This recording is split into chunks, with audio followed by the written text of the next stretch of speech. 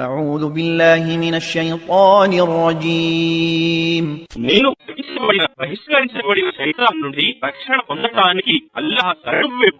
يا أيها الذين آمنوا لا تدخلوا بيوت النبي إلا أن يؤذن لكم إلى طعام غير ناظرين إناه ولكن إذا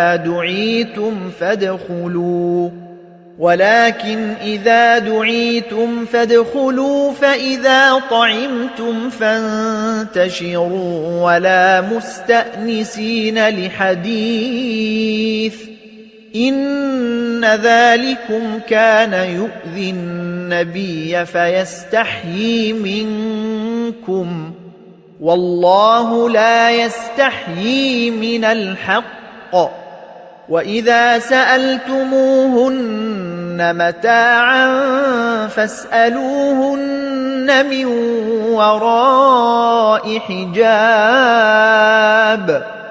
ذلكم أطهر لقلوبكم وقلوبهن وما كان لكم أن تؤذوا رسول الله ولا أن تنكحوا أزواجه من بعده أبدا إن ذلكم كان عند الله عظيما.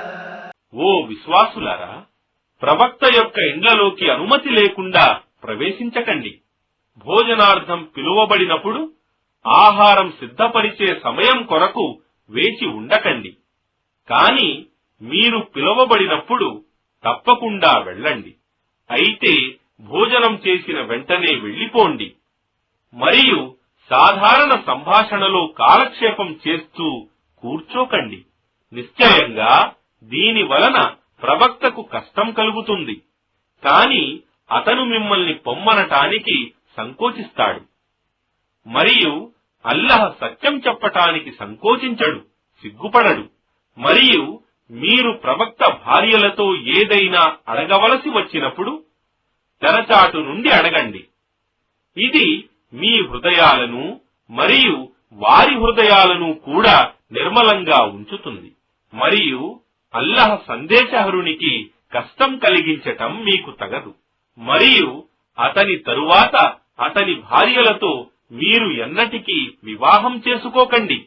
నిశ్చయంగా ఇది అల్లాహ్ దృష్టిలో మహా అపరాధం.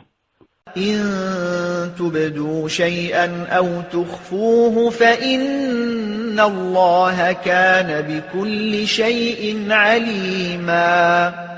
ఒకవేళ మీరు ఏ విషయాన్నైనా వెలిబుచ్చినా లేదా దానిని దాచినా నిశ్చయంగా అల్లాహ్కు మాత్రం ప్రతి విషయం గురించి బాగా తెలుసు.